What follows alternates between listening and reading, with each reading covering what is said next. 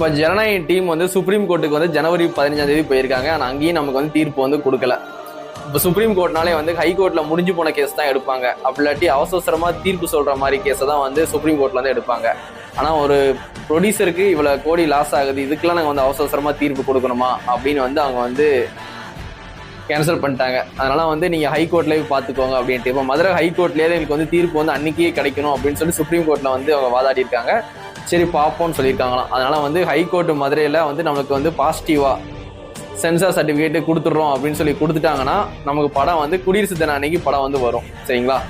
அப்படி அவங்க வந்து நெகட்டிவ் மீன்ஸ் வந்து நெகட்டிவாக நமக்கு வந்து தீர்ப்பு வந்துச்சுன்னா, நெகட்டிவ் மீன்ஸ் எப்படின்னா வந்து திருப்பியும் வந்து சென்சார் போர்டில் வந்து நீங்கள் ரிவ்யூ எடுத்துட்டு படத்தை ரிலீஸ் பண்ணுங்க அப்படின்னு சொன்னால் 20 நாள் டைம் கேட்டிருக்காங்க. 20 நாள் வந்து 30 நாள் ஆக்கிடுவாங்க, 1 மாதம் ஆக்கிடுவாங்க. அப்போ வந்து நம்மளுக்கு பிப்ரவரியும் கிடையாது, மார்ச் மாதம் தான் படம் வரும்.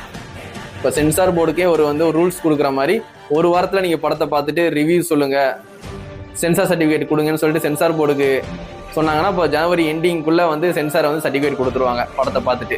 சரிங்களா? அப்போ நம்மளுக்கு பிப்ரவரி மாதம் வந்து படம் வந்துடும். ஒன்று நமக்கு ஜனவரி 20 வந்து பாசிட்டிவாக வந்தால் குடியரசு தின அன்னைக்கு படத்தை பார்த்துடலாம்.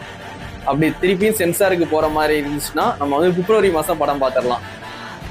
அப்படியும் சென்சார் வந்து 1 மாதம் டிலே பண்ணிட்டாங்கன்னா மார்ச் மாதம் தான் வந்து படம் ரிலீஸ் ஆகிற மாதிரி இருக்கும். மார்ச் மாதம் ரிலீஸ் பண்ணும்போது ஏதாவது கட்சிக்காரங்களே வந்து எலெக்ஷன் டைமில் இந்த மாதிரி படம் வருது அப்படின்னு சொல்லிட்டு யாராவது கேஸ் போட்டு அதையும் வந்து நிப்பாட்டிடுவாங்க.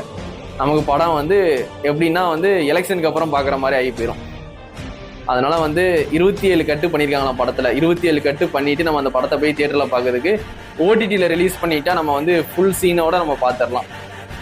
27 கட்டு திருப்பி சென்சாருக்கு போனால் 30-35 கட்டு ஆயிரும். அதுக்கப்புறம் விஜயனோட intro, song, love scene, sentiment scene, கடைசியில் வில்லன் கூட சண்டை போகிற சீன், இது மட்டும் தான் இருக்கும். அப்படி போய் நம்ம தியேட்டரில் பார்க்கறதுக்கு எல்லா சீனுமே கட் பண்ணாமல் நம்ம ஓடிடியில் பார்க்குறது பெஸ்ட்டு. சரி, என்ன இருந்தாலும் ஜனவரி 20 மெட்ராஸ் ஹைகோர்ட்டில் என்ன நடக்குன்னு வெயிட் பண்ணி பார்ப்போம்.